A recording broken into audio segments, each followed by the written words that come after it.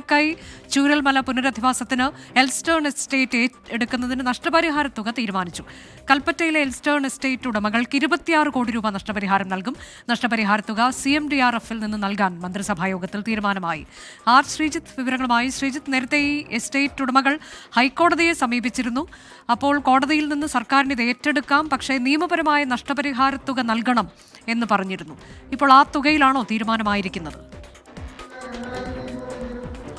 അനുജ, ഇന്നലെ ചേർന്ന മന്ത്രിസഭാ യോഗമാണ് നഷ്ടപരിഹാര തുക നൽകി ഈ കൽപ്പറ്റയിലെ എൽസ്റ്റൺ എസ്റ്റേറ്റ് ഏറ്റെടുക്കാനുള്ള കാര്യത്തിൽ അന്തിമ തീരുമാനമെടുത്തിരിക്കുന്നത്. നേരത്തെ അനുജ സൂചിപ്പിച്ച പോലെ ഡിസംബർ 27-ന് ഹൈക്കോടതി ഉത്തരവിട്ടിരുന്നു. ഇത് നിയമപരമായ നഷ്ടപരിഹാര തുക കെട്ടിവെച്ചുകൊണ്ട് ഈ എസ്റ്റേറ്റുകൾ ഏറ്റെടുക്കാനുള്ള അനുമതി സർക്കാരിന് നൽകിയിരുന്നു. ഇതിൻ്റെ അടിസ്ഥാനത്തിൽ എസ്റ്റേറ്റുകളുടെ മൂല്യനിർണ്ണയവും മറ്റ് നടപടികളുമാണ് റവന്യൂ വകുപ്പ് നടത്തി വന്നിരുന്നത്. മൂല്യനിർണ്ണയം പൂർത്തിയായി. കൽപ്പറ്റയിലെ എൽസ്റ്റൺ എസ്റ്റേറ്റ് ഏറ്റെടുക്കാനുള്ള തീരുമാനമെടുത്തിരിക്കുന്നു. ഇതിൻ്റെ അടിസ്ഥാനത്തിൽ 26 കോടിയിൽ പരം രൂപ നഷ്ടപരിഹാര തുക നൽകിക്കൊണ്ട് ഈ എസ്റ്റേറ്റ് ഏറ്റെടുക്കാനുള്ള തീരുമാനമാണ് എടുത്തത്.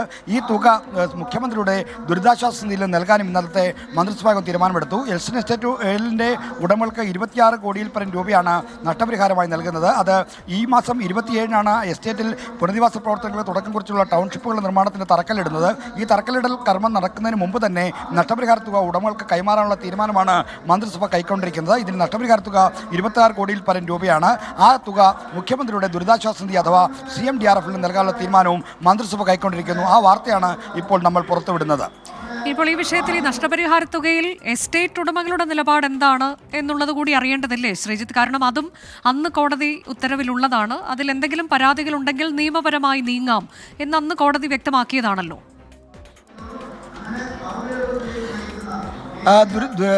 ഈ ദുരന്ത നിവാരണ നിയമപ്രകാരമുള്ള എസ്റ്റേറ്റ് ഏറ്റെടുക്കലാണ് കോടതി അനുവദിച്ചിരിക്കുന്നത്. എന്നാൽ ഇക്കാര്യത്തിൽ നഷ്ടപരിഹാര തുക നൽകുകയും വേണമെന്നായിരുന്നു കോടതിയുടെ ഉത്തരവ്.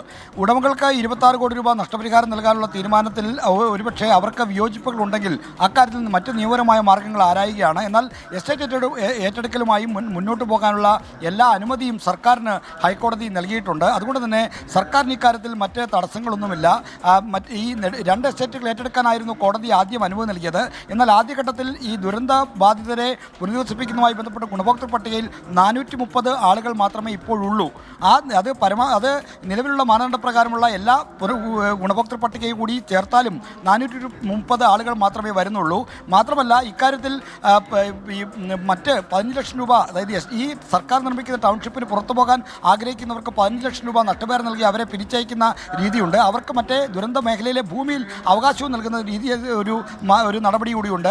അതുകൊണ്ട് തന്നെ 430 ആളുകളെ ഇപ്പോഴുള്ളൂ. അത് ഈ ഒറ്റ എസ്റ്റേറ്റിൽ തന്നെ, കൽപ്പറ്റയിലെ എൽസ്റ്റൺ എസ്റ്റേറ്റിൽ തന്നെ നിർമ്മിക്കാവുന്ന വീടുകളുടെ എണ്ണത്തിന് മാത്രമേ വരുന്നുള്ളൂ. ശരി, മുണ്ടക്കൈ ചുരുൾമല പുനരധിവാസത്തിന് എൽസ്റ്റേൺ എസ്റ്റേറ്റ് എടുക്കുന്നതിന് നഷ്ടപരിഹാര തുക തീരുമാനിച്ചിരിക്കുന്നു സർക്കാർ. കൽപ്പറ്റയിലാണ് എൽസ്റ്റേൺ എസ്റ്റേറ്റ് ഉള്ളത്. 26 കോടി രൂപ നഷ്ടപരിഹാരം നൽകാനാണ് മന്ത്രിസഭായോഗ തീരുമാനം. CMDRF-ൽ നിന്നാണ് ഈ തുക നൽകുക എന്നുള്ളതാണ്. നേരത്തെ കോടതിയുടെ ഉത്തരവുണ്ടായിരുന്നു നഷ്ടപരിഹാര തുക നൽകിക്കൊണ്ട് എസ്റ്റേറ്റ് ഏറ്റെടുക്കണം എന്നുള്ളത്.